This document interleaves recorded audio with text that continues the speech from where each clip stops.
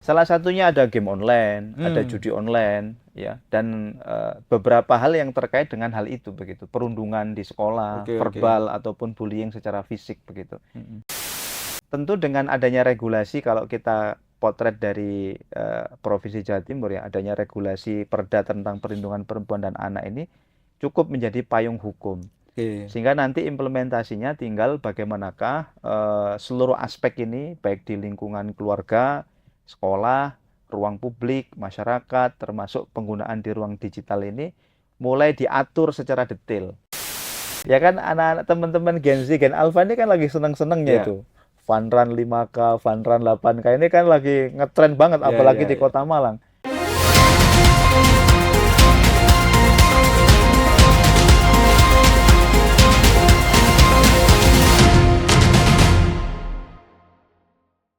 Di tengah arus perubahan zaman dan kompleksitas tantangan masyarakat, hadir sosok pemimpin muda yang menginspirasi, visioner, dan berdedikasi tinggi. Puguh Wiji Pamungkas, lahir di Malang, 30 Oktober tahun 1984, beliau menapaki perjalanan hidup dari akar pendidikan yang kuat dan semangat pengabdian sejak dini.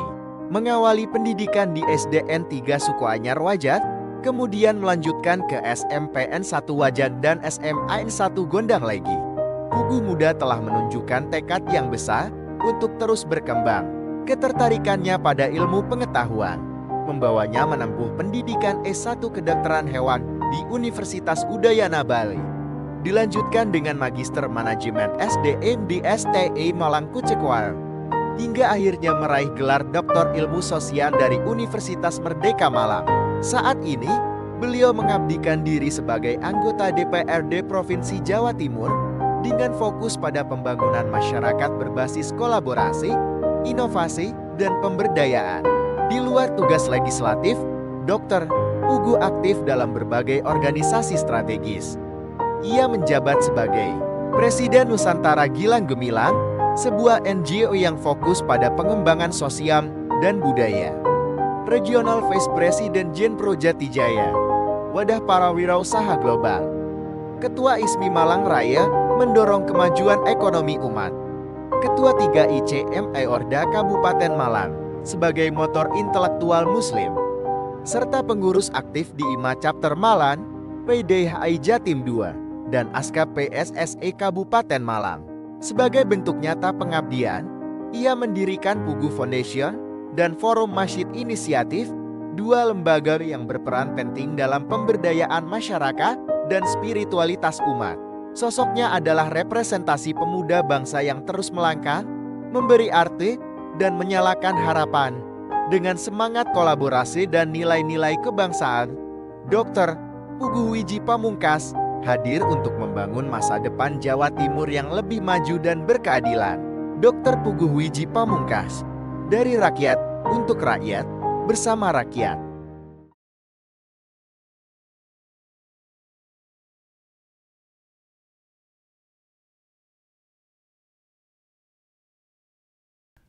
Halo Tribuners dan pembaca harian Surya, Assalamualaikum warahmatullahi wabarakatuh.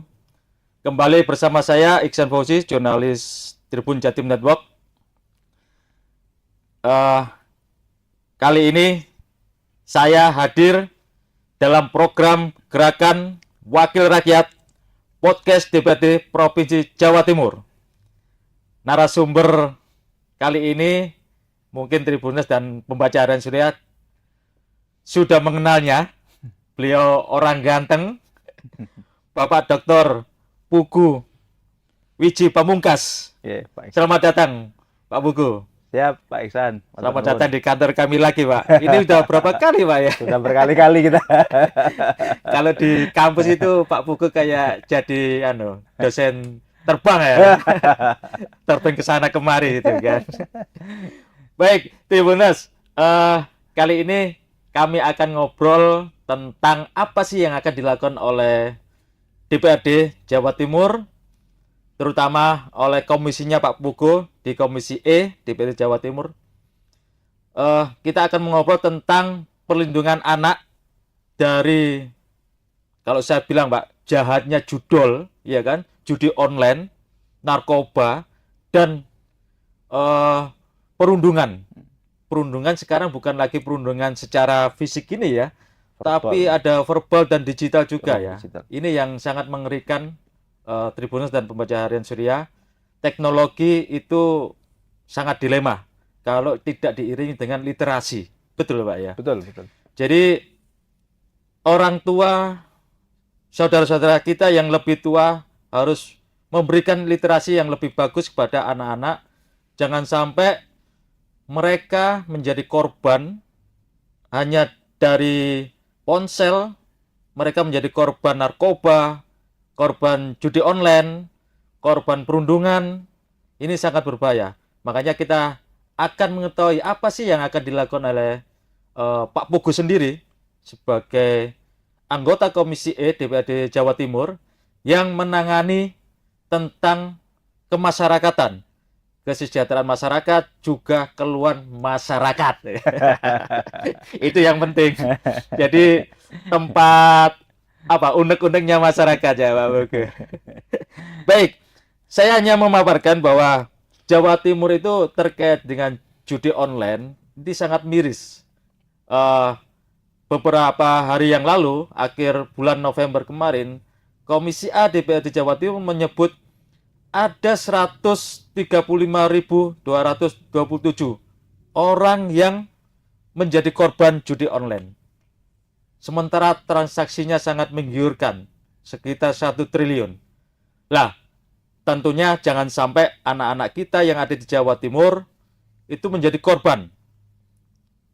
Kami berharap DPRD Jawa Timur bersama pemerintah Provinsi Jawa Timur juga ikut menanggulangi masalah-masalah ini.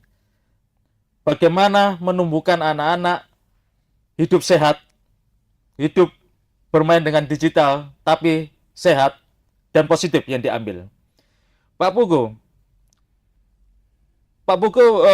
bagaimana sih Bapak melihat dinamika kehidupan anak dan remaja di Malang Raya terkait dengan perusahaan-perusahaan perlindungan anak-anak ini, Pak? Terutama ya, jadi judi online, narkoba, sama perundungan digital ini. Ya, Pak Ihsan. Jadi kita tahu bahwa Jawa Timur itu, kalau kita melihat Jawa Timur secara keseluruhan ya, Jawa Timur itu kan pemilik jumlah penduduk terbanyak kedua di Indonesia setelah Jawa Barat. Dan kita tahu dari peta demografi itu, 1 di antara 4 penduduk Jawa Timur itu adalah anak-anak muda, dan salah satunya kalau di tracing kembali, dipertajam kembali, salah satunya adalah penyumbang terbanyaknya adalah dari Gen Z, dan mungkin hari ini kita kenal dengan Gen Alpha. Gen Alpha, yang mereka sedang menjadi usia pelajar begitu. Yang dimana kita tahu bahwa mereka ini adalah usia-usia yang sangat rentan sekali. Terutama kalau dalam aspek tadi itu ya, kejahatan digital, kemudian kekerasan verbal, kekerasan atau perundungan, bullying dan sebagainya. Karena memang seperti yang tadi Mas Ihsan sampaikan bahwa kemajuan teknologi, era keterbukaan digital hari ini yang tidak diimbangi dengan literasi yang baik, yang cukup baik itu oleh orang tua, oleh kemudian anak-anak itu sendiri, di mana mereka ini seolah tidak ada barrier dalam berinteraksi dengan dunia maya itu, ini menyebabkan terjadinya pergeseran karakter dan moralitas. Ya, betul. Yang tentu ini berimplikasi kepada tadi itu, semakin progresifnya angka kekerasan, ya, perundungan, baik itu di rumah, di sekolah, bahkan di ruang umum sekalipun, bahkan di ruang digital sekalipun. Nah, ini tentu kalau kita berbicara di Malang Raya sebagai salah satu wilayah dengan aglomerasi primadona di Jawa Timur ya. Ada banyak kampus di sini, ada banyak mahasiswa di sini, termasuk pelajar juga sangat luar biasa. Tentu ini menjadi salah satu perhatian yang cukup serius, karena tidak bisa kita pungkiri, anak-anak kita yang sekarang di usia Gen Alpha, Gen Z ini adalah generasi penerus bangsa. Kalau mereka tidak diproteksi terhadap ancaman kekerasan, ancaman judi online, ancaman narkoba, ancaman kekerasan verbal ataupun yang lainnya, ini akan menjadi masa depan suram bagi pembangunan bangsa kita, begitu Pak Ihsan. Bagi sumber daya manusia kita ya. Sebentar, Pak Pugu ini beliau juga owner Rumah Sakit Umum Wajah Usada, Pak ya. Betul. Dan saya tahu beliau juga sering membuat kegiatan bakti sosial, Ya. artinya ketemu dengan masyarakat. Ya. Selama ketemu dengan masyarakat, apakah mereka juga banyak mengeluhkan masalah-masalah ini, Pak? Terhadap anak-anak mereka itu, Pak? Ya, paling tidak begini Pak Ihsan. Salah satu selain pengobatan gratis ya, kita kan juga ada program namanya School to School Education. Oh. Jadi kita memberikan penyuluhan, selain penyuluhan perilaku hidup bersih dan sehat, Mm-mm. kita juga memberikan penyuluhan terkait dengan mental health. Nah, isu mental health ini yang hari ini memang juga sedang menjadi perbincangan di kalangan anak-anak muda. Nah, ketika kita mencoba untuk menarik data atau grab data dari beberapa tempat yang kita lakukan penyuluhan tersebut, memang Oke. kasuistik ini kerap muncul. Ya, ya. Ya, bahkan kalau kita lihat data yang dirilis oleh Rumah Sakit Jiwa Menur Surabaya, miliknya Pemprov Jatim, ini kan tren pasien dengan kasus mental health ini kan trennya naik terus. Oke. Jadi ya, ya. trennya naik terus. Nah, mereka yang memiliki masalah di mental health ini bukan dari klaster masyarakat yang tidak mampu, justru malah yang banyak itu dari klaster masyarakat menengah ke atas begitu. Artinya memang ancaman terhadap era keterbukaan dan era kebebasan ini menjadi sesuatu yang harus benar-benar diperhatikan oleh kita semuanya, oleh pemerintah, oleh masyarakat, oleh civil society, para ormas, ya, kelompok-kelompok masyarakat dan seluruh elemen masyarakat supaya ini benar-benar menjadi kewaspadaan kita bersama gitu. Itu menjadi salah satu program prioritas yang menjadi apa ya, perlu ditangani ya, Pak ya? Iya betul, harus perlu ditangani. Kalau tadi di Rumah Sakit Menur ya banyak pasiennya itu karena masalah mental health ya. Itu didominasi oleh kalangan apa, Pak? Anak-anak muda atau bagaimana? Iya, rata-rata penyumbang terbanyaknya dari Gen Z, milenial dan alpha. Itu apa pemicunya itu? Salah satunya ada game online, ada judi online, ya, dan beberapa hal yang terkait dengan hal itu begitu, perundungan di sekolah, verbal ataupun bullying secara fisik begitu. Tetapi yang menarik itu yang data bahwa ternyata judi online, game online ini menjadi penyumbang juga begitu terhadap perilaku permisifme, perubahan karakter dan akhirnya berubah kepada tindakan kekerasan kepada sesama temannya begitu.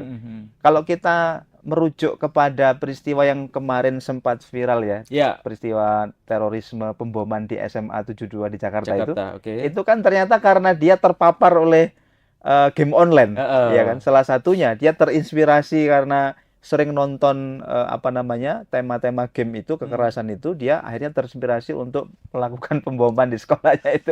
Iya. Ini sangat miris sekali ya. Betul. Anak seusia masih sekolah tapi sudah bisa melakukan seperti itu. Lah, kira-kira bagaimana sih mencegahnya ini? Ini kan nggak sulit banget ya untuk memantau ya, terutama orang tua juga memantau anak-anak dalam menggunakan ponselnya. Seperti kita ketahui, Pak, hari ini itu semua bisa dilakukan di sini kan? Ya betul kan? Iya betul. Game bisa dilakukan di sini, transaksi di sini dan sebagainya, media sosial di sini. Lah, bagaimana, Pak? Kira-kira menurut Pak Pugu untuk mengeliminir ini persoalan ini, Pak?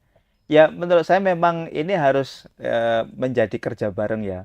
Baik itu pemerintah sebagai pemangku kebijakan, lalu kemudian masyarakat itu sendiri, ataupun yang tadi saya sebut sebagai civil society atau ormas ya. Karena kita ini kan di Indonesia, apalagi di Jawa Timur ini kan kita ini kulturnya kan kultur Islami dan kultur agamis ya. Agamis dan ada ormas yang cukup besar yang kita kenal misalkan NU dan Muhammadiyah termasuk ormas yang lain yang memberikan peran yang signifikan di dalam membentuk kesadaran di tengah-tengah masyarakat.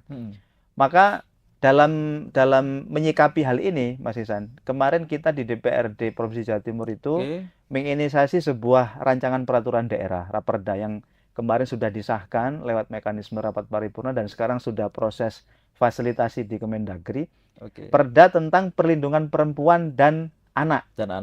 Yang ini penyempurna dari perda sebelumnya. Nah, di dalamnya itu kita kemarin menyempurnakan dengan satu berbicara tentang pemenuhan hak-hak anak. Gitu. Bisa jadi karena anak-anak itu kenapa melakukan kekerasan? Bisa jadi hak-haknya ini nggak terpenuhi. Oke. Nah, kita melihat itu. Ini di Kemudian dalam rumah. ya Hak-hak termasuk di di dalam dalam rumah atau rumah, di termasuk di satuan pendidikan, Oke. termasuk mungkin juga di ruang publik dan seterusnya. Lalu yang kedua, Perda itu juga berbicara tentang pencegahan. pencegahan. Nah, pencegahan itu dibahas detail di Perda tersebut, termasuk penanganan, ya, termasuk pemulihan.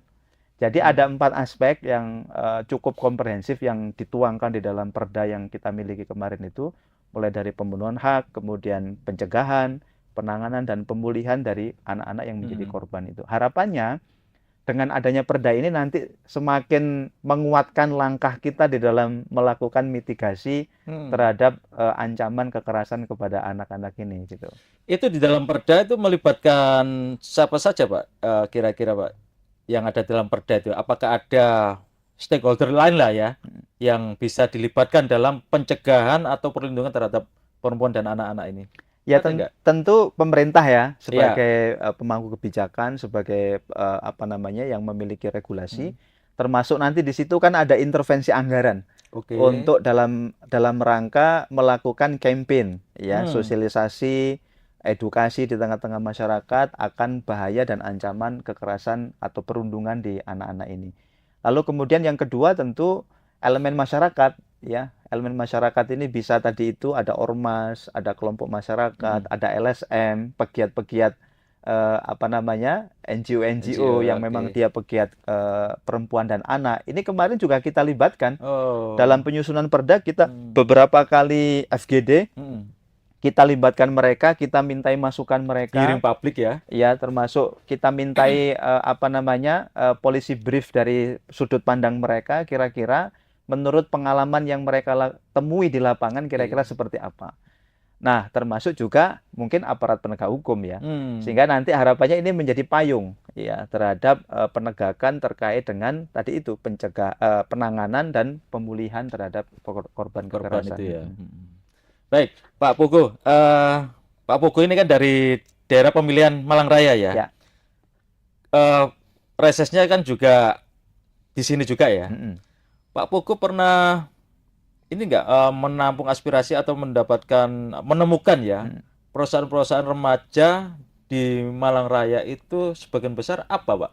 Dari 3 poin ini tadi, Pak. Judi online, narkoba dan perundungan ini, Pak. Ya, kalau di klaster ya, yang paling banyak memang hari ini itu terkait dengan game online. Game online ya. Ya, kemudian apa bullying ya, bullying di lingkungan sekolah dan di lingkungan rumah tangga, termasuk juga yang setelahnya itu judi online tadi itu. Oke. Jadi termasuk ya apa namanya kekerasan verbal, kemudian apa namanya kekerasan di ruang digital dan seterusnya. Itu lanjutannya begitu. Tetapi yang paling banyak memang tadi itu bullying di lingkungan sekolah, di lingkungan rumah, termasuk juga kemudian apa namanya dampak dari game online tadi itu. Yang ini sangat luar biasa ya. Bahkan kalau kita lihat kemarin kan ada sebuah data yang dirilis oleh PPATK itu kan hampir 600 ribuan penerima bansos bantuan sosial ya. Itu digunakan untuk judi online. Iya, itu miris banget itu. Mungkin karena dia sudah merasa sudah merasa cukup, ini kok sih kasih bantuan terus ini pakai gitu. Atau memang kecanduan. Bisa jadi. Bisa jadi kecanduan. Karena itu adiktif memang. Iya, adiktif itu. Nah, ini yang apa namanya menjadi permasalahan. Makanya kita di pemerintah Provinsi Jawa Timur itu, Mas Ihsan, di lingkungan satuan pendidikan itu kita ada namanya tim pencegahan dan penanganan kekerasan di lingkungan sekolah. Oke. Jadi itu ada timnya, ada ketuanya, ada anggotanya, dan ada kegiatannya. Kebetulan saya beberapa kali berjumpa dengan tim ini, termasuk kemarin di Malang Raya itu, di Kota Malang, di Kabupaten Malang, kita bertemu, kita kumpulkan kepala-kepala sekolah ya lewat kegiatan di Komisi E.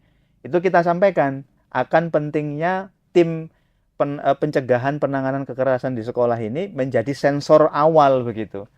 Bagi adanya potensi ya terjadinya kekerasan atau bullying di lingkungan sekolah gitu.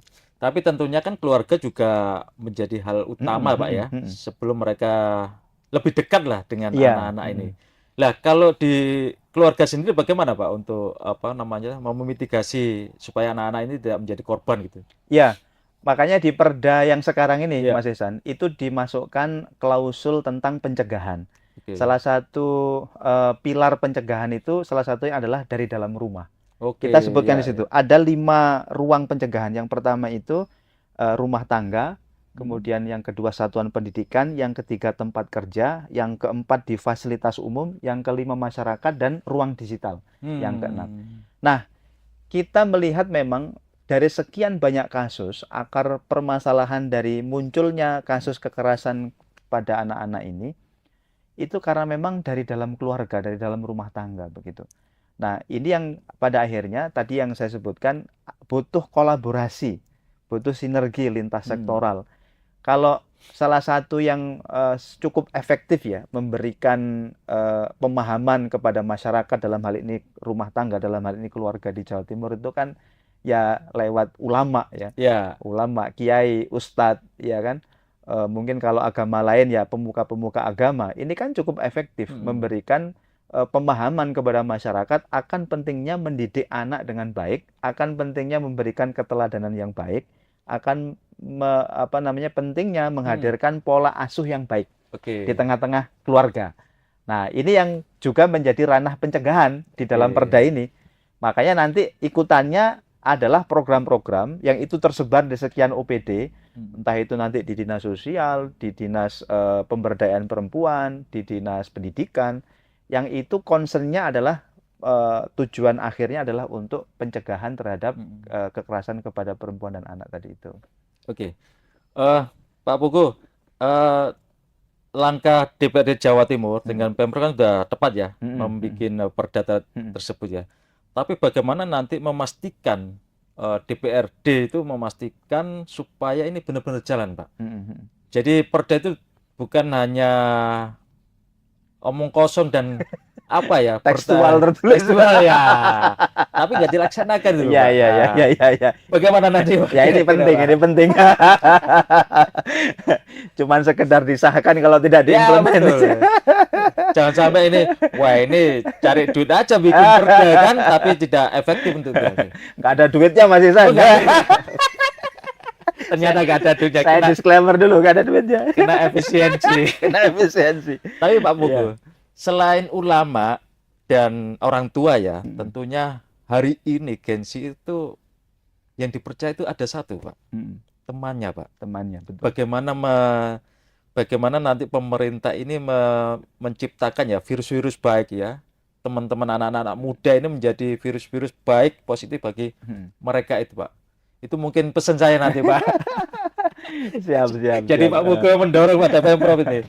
Harus banyak influencer positif ya. Betul, duta-duta ini. Ya. Benar, Pak, ini, Pak. Ya. Karena ada penelitiannya ini, Pak.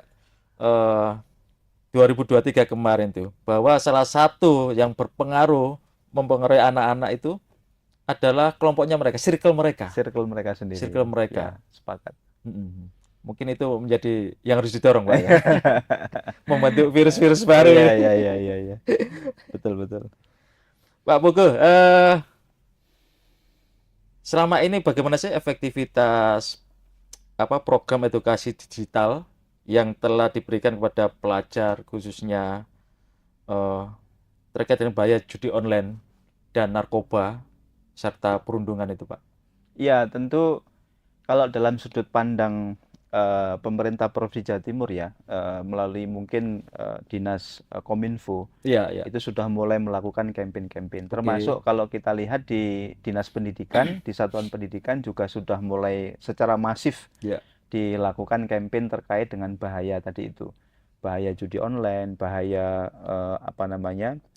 narkoba, perundungan, bullying, ya termasuk juga mungkin anak-anak ini kan usia labil ya, belum mengerti tentang misalkan undang-undang ITE dan sebagainya, sehingga mereka mudah aja melakukan perundungan di ruang digital gitu, ngumpat, kemudian segala macam, menghina temennya dan segala macam.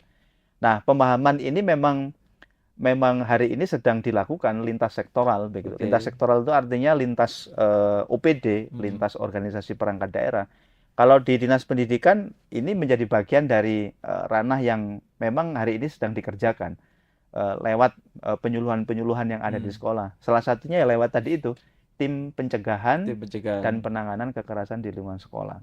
Itu mereka secara intens melakukan proses mitigatif ya, proses pencegahan, proses sensoring awal untuk Oke. kemudian agar anak-anak ini semakin hari semakin wise begitu, Oke. semakin bijak, semakin memahami bahwa dia ini harus bertanggung jawab atas apa yang mereka lakukan begitu. Kira-kira begitu, Mas Isan. Terus kapan hari kan Komdiji ya itu akan membatasi media sosial terhadap anak-anak. Itu kira-kira berdampak positif nggak sih, Pak? Saya Dalam sepakat. pencegahan itu. Saya termasuk yang sepakat Oh, itu. gitu Saya ya. termasuk yang bersuara pertama kali untuk bersepakat atas rencana pemerintah di dalam pembatasan akses media sosial dan game online itu. Karena apa? Ini kalau tidak diatur akses terhadap media sosial, terhadap internet, terhadap apalagi game online Game untuk online. anak-anak kita ini sangat berbahaya sekali. Di beberapa negara sekarang sudah memutuskan untuk kembali ke masa tradisional. Oke, Ya, ya. di Finlandia, di Swedia dan segala macam, mereka sudah memutuskan untuk kembali ke zaman jadul. Ya, ya. Mulai membatasi penggunaan gadget, Gadget. penggunaan internet dan seterusnya. Dan ternyata itu berkorelasi positif terhadap meningkatnya kapasitas intelektual anak-anak itu begitu. Oke. Nah, bisa jadi Indonesia ini perlu juga gitu. Kita ini kan sekarang sedang euforia dengan kemajuan teknologi. Iya. Gitu. Nah, tidak diimbangi dengan tadi itu. Literasi itu tadi Literasi ya. tadi itu tidak diimbangi dengan literasi dan termasuk juga regulasi yang mengaturnya. Sehingga ini seolah kayak ruang terbuka gitu. Ya, tanpa batas. Tanpa batas begitu. Anak-anak masih usia di bawah umur sudah akses video porno, akses video seksual, kemudian akses judi online, akses game online yang tidak bertanggung jawab. Maka tidak heran kalau hari ini sangat banyak sekali kasus terjadi ya di beberapa tempat, bahkan di Malang kan ya. Ya. Di Malang, di Blitar, di Nganjuk, Tulungagung itu kan seorang anak sampai ya mukuli temennya, sampai ada yang meninggal dan seterusnya. Nah, ini kan mereka belajar dari mana? Ya. Kalau bukan salah satunya dari mereka lihat di handphonenya mereka begitu. Memang begitu dilema juga kita menggunakan teknologi, Pak ya. Selain untuk kebaikan, banyak kebaikan juga di sana kan. Tapi kalau tidak diimbangi dengan hal yang baik, literasi itu akan menjadi dilema yang buruk gitu kan. Kemudian Pak Pugu, sebenarnya bagaimana sih membuat kolaborasi yang sangat efektif antara keluarga, pemerintah daerah, pihak sekolah, dan aparat penegak hukum untuk mencegah hal-hal seperti ini? 3 item yang menjadi fokus pemerintah ya, bukan hanya pemerintah Jawa Timur sebenarnya kan, juga pemerintah Indonesia juga kan. Bagaimana Pak? Ya tentu kolaborasi itu mutlak ya, harus dilakukan ya. Pemerintah, aparat penegak hukum, orang tua, ormas, NGO dan segala macam untuk mewujudkan tadi itu salah satu item konstruksi dalam membangun bangsa yang salah satunya adalah menyelamatkan generasi anak muda. Nah, tentu dengan adanya regulasi, kalau kita potret dari Provinsi Jawa Timur ya, adanya regulasi Perda tentang perlindungan perempuan dan anak ini cukup menjadi payung hukum. Sehingga nanti implementasinya tinggal bagaimanakah seluruh aspek ini, baik di lingkungan keluarga, sekolah, ruang publik, masyarakat, termasuk penggunaan di ruang digital ini mulai diatur secara detail, ya kan? Mulai diatur secara detail. Nah, ini menurut saya memang harus segera ditindaklanjuti menjadi sebuah peraturan yang detail yang itu nanti bisa dijadikan sebagai sebuah panduan bagi seluruh masyarakat begitu. Oke. Kalau dalam konteks Malang Raya, Pak Pugu, sebagai kota pendidikan, ini Malang ini punya 62 kampus ya, 62 atau 63 ya, kampus itu kan. Dan sangat strategis ya. Tapi beberapa peristiwa perundungan, judi online yang melibatkan anak-anak, bahkan bunuh diri ya. Bahkan bunuh diri seperti itu kan sangat miris sekali kan. Ini bagaimana Pak Pugu melihatnya kondisi dalam konteks Malang Raya ini, Pak, sebagai kota pendidikan? Ya, ini tentu memang menjadi sebuah peristiwa atau situasi yang paradoks ya. Ya, Di betul. satu sisi kota pendidikan yang kita tahu bahwa kampus itu adalah gudangnya kaum intelektual. Di satu sisi memang hari ini generasi Gen Z kita, Gen Alpha kita, Gen milenial kita, sebagaimana Prof. Renat Kasali sebut itu sebagai generasi strawberry gitu. Yang Iya, gampang iya, iya, iya. insecure, yang gampang anxiety dan seterusnya Iya, begitu. iya. Nah, oleh karena itu memang perkara ini itu tidak bisa berdiri sendirian. Jadi memang dalam proses untuk membangun mentalitas di anak-anak kita itu supaya mereka ini tidak gampang ya Mm-mm. di dalam terjebak di dalam apa namanya tadi itu insecure, anxiety dan sebagainya tadi, termasuk juga kekerasan digital, kekerasan di ruang digital, termasuk verbal, fisik, termasuk juga ancaman judi online dan sebagainya itu. Ini memang butuh kerjasama. Paling tidak kalau di kampus berarti ya memang hospitalia kampus, civitas akademika di kampus ini ya selain melakukan proses belajar mengajar, menurut saya memang harus mengaktifasi ya Oke. apa namanya satu instrumen baik itu dari rektorat, dekanat untuk memantau betul bagaimanakah para mahasiswa-mahasiswanya ini benar-benar sudah berada pada koridor melakukan kehidupannya dengan sehat begitu. Ya. Mm. Ini penting, termasuk juga di lingkungan sekolah. Kalau di lingkungan sekolah kan sudah ada tadi ya, ada tim apa namanya pencegahan dan penanganan kekerasan di lingkungan sekolah. Tinggal bagaimana kalau di lingkungan kampus ini juga terus diberikan pemahaman.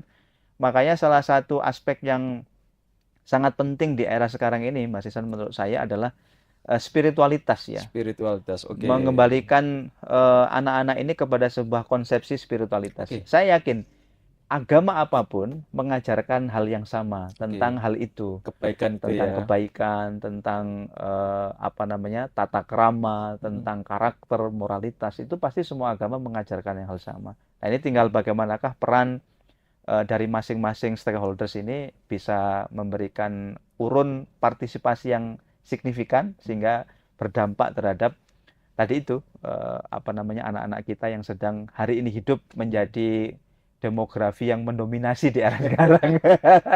Yang menjadi pemimpin kita ke depan Iya, itu ya. betul. Jadi memang benar Pak, kalau anak-anak sekarang itu harus baik. Karena mereka akan memimpin kita kan. Kita Iya. makmum mereka kan. Kita itu makmum kan. mereka suatu hari nanti. Suatu hari nanti kan. Oke. Pak Pugu, kita lihat dulu itu kan banyak kegiatan-kegiatan positif ya. Sebelum ada gadget gitu kan. Interaksi sosial ini sangat rekat banget gitu kan. Dan saya kira itu bisa meningkatkan apa ya pengetahuan maupun interaksi sosial dan sebagainya daripada kita bermain dengan gadget ini. Nah, bagaimana sih Pak Pugu ataupun dapat Pak Pugu sendiri terkait dengan apakah perlu misalkan kampus sekolah itu memberikan wadah-wadah untuk pelajar maupun mahasiswa berkreativitas, berkegiatan sehingga mereka tidak terjebak dalam 3 hal tadi, judi online, narkoba maupun perundungan yang tadi, Pak. Ya, saya pikir itu salah satu instrumen yang bisa diaktifasi ya, Mas ya. Oke. Kalau kita dulu kenal di lingkungan masyarakat itu kan ada Karang Taruna ya. Betul. Karang Taruna dulu dengan kegiatannya yang sangat luar biasa dan saya pikir hari ini Karang Taruna tidak diminati. Oke. Anak-anak lebih suka dengan gadgetnya, dengan tabnya ya, dengan iOS-nya dan saya pikir ini yang harus diaktifasi kembali. Makanya peran pemerintah di dalam membuat kebijakan turunan atas ancaman bahaya kekerasan terhadap anak dan perempuan ini menjadi sesuatu yang sangat penting sekali, termasuk di lingkungan sekolah dan di lingkungan kampus gitu. Kalau pihak kampus katakanlah rektorat, dekanat itu membuat satu skema aktivitas kegiatan mahasiswa yang itu menuntut mereka untuk hadir secara fisik, aktif secara fisik, melakukan interaksi sosial dengan sesama temannya, itu pasti akan dengan sendirinya. Ya, selain mereka juga nanti pasti akan aktif dan mengurangi interaksi mereka dengan dunia digital ya, dalam hal ini mungkin game online dan sebagainya, itu pasti secara otomatis akan menguatkan apa namanya mentalitas dan karakteristik dia sebagai masyarakat sosial di lingkungan kampus begitu. Karena kalau kegiatannya itu banyak, otomatis kan dia nggak sempat berpikir Ya, main judi online, gitu ya. sudah sibuk duluan begitu. Nah ini saya pikir yang perlu digagas Ya. oleh kampus, termasuk di lingkungan masyarakat tadi itu, aktivasi beberapa instrumen yang ada di masyarakat, Karang Taruna, kemudian dan sebagainya, itu menurut saya juga sangat bagus sekali begitu. Iya. Yang ini salah satunya bisa diintervensi oleh kebijakan pemerintah. Misalkan pemerintah kota nih sering membuat event, Ya, ya ya. perlombaan antar pemuda di antar RW, antar RT, sehingga kan mereka sudah nggak berpikir lagi nih melakukan melakukan sesuatu yang negatif di ruang digital ataupun verbal, karena mereka sudah disibukkan dengan Disibukkan, aktivitas oke. positif tadi itu. Nah, kalau sudah seperti itu, saya pikir ini akan memberikan sumbangsi yang positif juga Oke. untuk semakin tereduksinya bahaya 3 hal tadi itu. Tiga hal sih. Judi online, kekerasan seksual, dan perundungan atau bullying. Jadi hari ini pemerintah perlu memberikan wadah, Pak ya, Hmm. untuk anak-anak kita itu ya dalam berinteraksi ya. Dalam berinteraksi. Tapi kira-kira menurut Pak Pugu sendiri, Gen Z ini senang berinteraksi atau lebih individu sih, Pak? Ya sebenarnya kan itu masalah Bisa diperbaiki gitu kan? masalah habit aja, dan Habit habit ya. itu menurutku bisa diintervensi untuk diubah begitu, Mas. Selagi ada instrumen untuk mengubahnya, ada koridor, ada channeling untuk melakukan rekonstruksi, saya pikir bisa aja untuk merubah itu begitu. Tergantung bagaimanakah ruang kebijakan yang dihadirkan di tengah-tengah masyarakat begitu. Oke. Saya kira kan Gen Z ini karena dia itu senang berkelompok dengan circle-nya. Itu kalau diberi kegiatan mereka juga akan antusias gitu Sangat kan. antusias saya pikir. Sangat antusias karena saya melihat mereka itu kan senang tampil, Ya. ya kan? Contohnya kayak gini Mas Isan. Iya. Sekarang ini kan lagi tren lari. Ya, Ya kan? lari malam. Lari malam, pokoknya fun run itulah. Oke. Ya kan, anak-anak teman-teman Gen Z, Gen Alpha ini kan lagi seneng-senengnya Ya. itu. Fun run 5K, fun run 8K ini kan lagi ngetren banget, Ya, apalagi ya, di Kota Malang. Kebetulan kemarin DPRD Jawa Timur membuat aspirasi run di Kota Malang dengan peserta 13.000. Itu hanya dengan waktu 5 jam, itu tiket habis. Berarti kan menunjukkan bahwa anak-anak ini sebenarnya kalau diberikan channeling aktivitas yang positif, sebenarnya it's okay aja begitu. It's okay begitu. Nah, tinggal memang bagaimanakah intervensinya pemerintah di ya. dalam membuatkan channeling ruang aktivitas baru yang membuat mereka ini semakin positif begitu. Oke. Mereka dengan lari itu kan meskipun motivasinya macam-macam ya. Oke, ya. Ada yang motivasinya karena dapat medali terus diupload di Instagram. No problem itu, Loh, nggak masalah. bukan masalah. Itu kan menjadi inspirasi bagus bagi yang lain kan? Jadi inspirasi, juga mereka tambah sehat ya. Termasuk ini juga menjadi solusi terhadap, konon kan menurut data dari Dinas Kesehatan, angka diabetes dan angka hipertensi di Jawa Timur kan anak-anak tinggi menjadi angka yang tertinggi. Oke. Penyumbang kematian terbanyak 65% penyakit tidak menular di Jawa Timur itu kan dari itu. Hipertensi, diabetes, dan jantung begitu. Yang salah satunya diabetes ini dari anak-anak gitu. Karena hidupnya minum junk food, minum minuman yang manis-manis dan seterusnya, pola hidup yang tidak sehat. Dengan mereka ikut kegiatan seperti lari dan segala macam, mungkin FOMO, tetapi itu dampaknya luar biasa gitu. Benar. Jadi ini perlu pemerintah yang memberikan wadah nih ya, Betul. kegiatan-kegiatan ini, Pak. Perlu pemerintah. Karena jangan sampai kita apatis kepada anak-anak, tapi sebenarnya mereka itu punya rasa ingin bersosialisasi juga kan. Ya tadi kalau melihat dari kegiatan fun run tadi yang Pak Pugu sampaikan, antusiasme sangat besar, sangat besar sekali banget kan.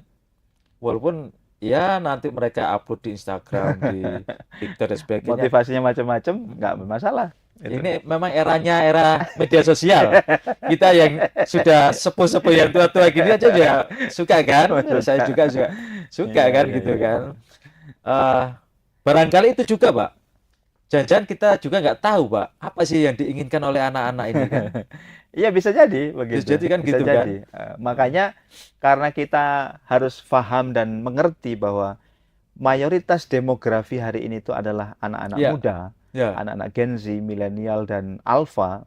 Kalau di total itu kan ternyata mereka jumlahnya hampir 70% dari total penduduk itu. Oke.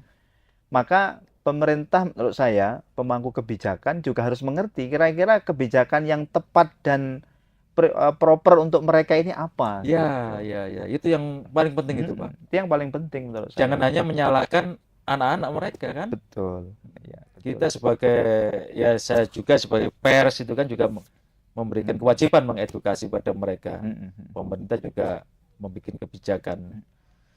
Baik, Pak Pugu, saya ingin bertanya sekali lagi tentang strategi apa sih melihat tren hari ini yang kira-kira anak-anak ini menjadi sasaran narkoba, sasaran judi online dan perundungan dengan hanya menggunakan gadget, ya kan?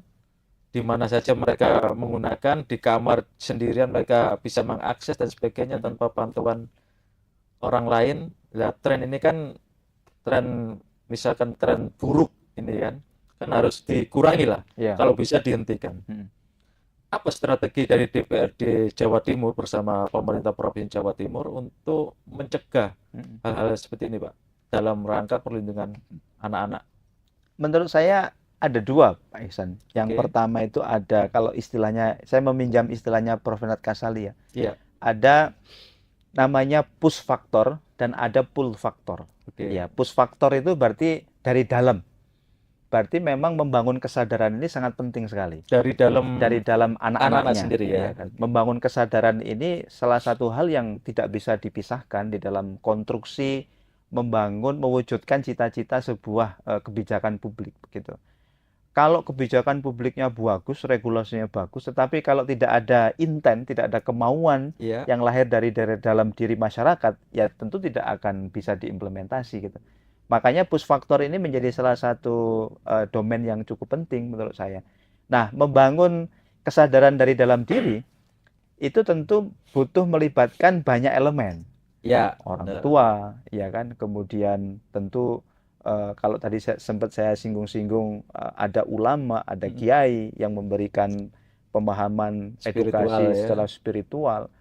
Orang Jepang aja kan bisa itu. Jepang Ya. itu tahun 70-an pada saat mereka mengalami era bonus demografi, itu kan memanfaatkan betul era bonus demografi itu dengan menanamkan spiritualitas yang luar biasa kepada masyarakat Jepang, pada anak-anak waktu itu, sehingga mereka bisa bertransformasi dari negara yang dulu tahun 45 dibom oleh Hiroshima Nagasaki menjadi negara industri yang begitu maju luar biasa, karena menanamkan nilai-nilai tadi itu. Nah, harusnya kita ini yang mayoritas adalah Muslim, yang kemudian dikenal dengan negara religi, maka harusnya membangun push factor ini, membangun motivasi yang kuat, kesadaran yang paripurna dari dalam diri ini harus bisa dilakukan. Nah, salah satu konten penting dalam membangun kesadaran itu, salah satunya adalah keteladanan. Ya. Keteladanan ini penting. Kadang anak-anak ini juga kadang kan melihat orang tuanya, seniornya, gurunya, dosennya. Ketika mereka melihat sebuah contoh yang bagus, pasti akan diikuti begitu.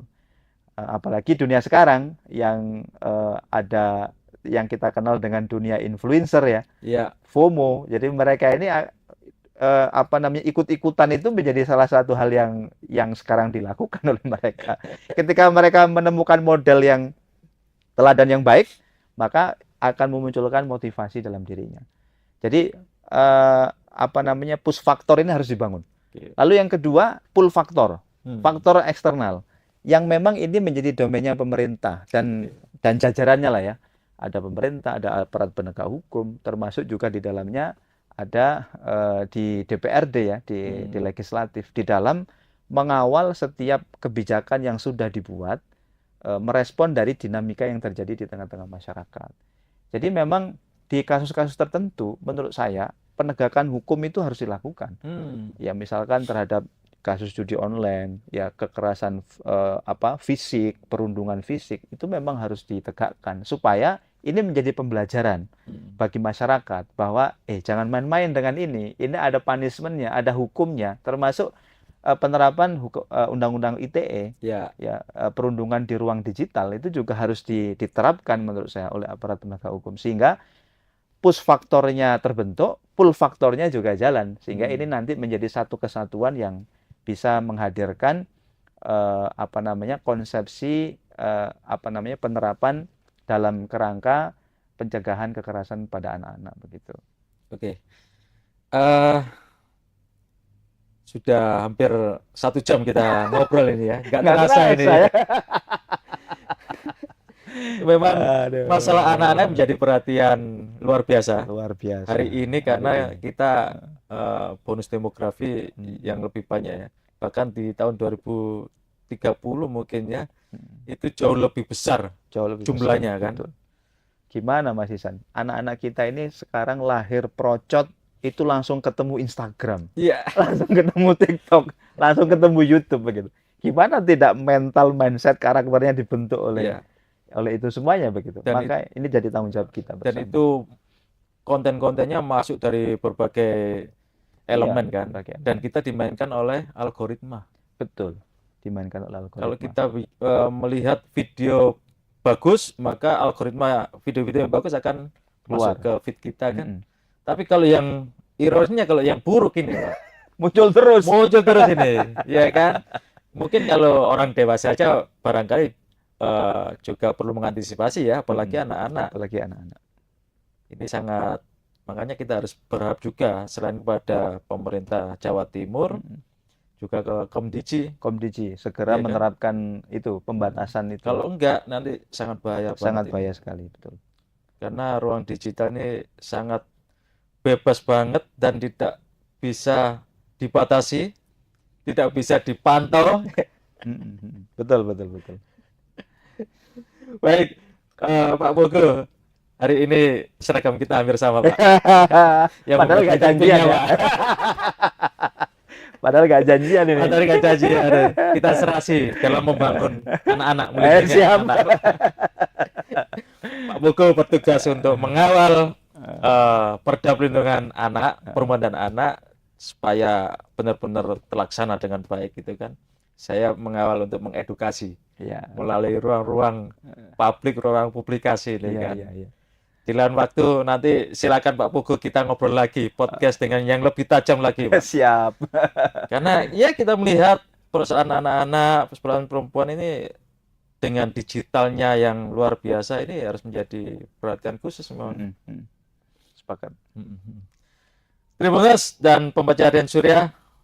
Demikian obrolan kami dalam gebrakan Wakil Rakyat DPRD Jawa Timur, DPRD Provinsi Jawa Timur bersama Bapak Pugu Wiji Pamungkas yang luar biasa. Beliau ini juga selebgram. Kebetulan saya juga mengikuti Instagramnya Pak Pugu, aktivitas positif yang kira-kira perlu ditularkan juga, Pak. Siap. Barangkali teman-teman DPRD Jawa Timur juga bisa menyontoh Pak Pugu dari sisi konten olahraga gitu kan, aktivitas sosial dan sebagainya. Itu positif banget. Kita mengurangi bermain dengan digital dengan HP kita seperti itu. Dan ini saya berharap juga pada anak-anak di Jawa Timur, remaja, kita harus mencari tokoh atau orang yang bisa menjadi tauladan kita, Pak ya. Kalau saya boleh sarankan, Pak Pugu ini salah satu yang bisa menjadi tauladan, Pak. Bener, serius. Lari pagi bersama istri, kan memperlihatkan keluarga harmonis kan. Berarti ngikuti betulan ini Pak Desan. Saya ngikuti betul, Pak ini. Aktivitas dengan masyarakat, gitu kan, ketemu dengan masyarakat dan sebagainya, luar biasa. Baik, terima kasih dan pembaca Harian Surya di mana berada. Sampai jumpa dengan saya Iksan Fauzi, jurnalis Tribun Jatim Network di lain kesempatan dengan tokoh masyarakat Jawa Timur dan anggota DPRD Jawa Timur di lain kesempatan. Assalamualaikum warahmatullahi wabarakatuh.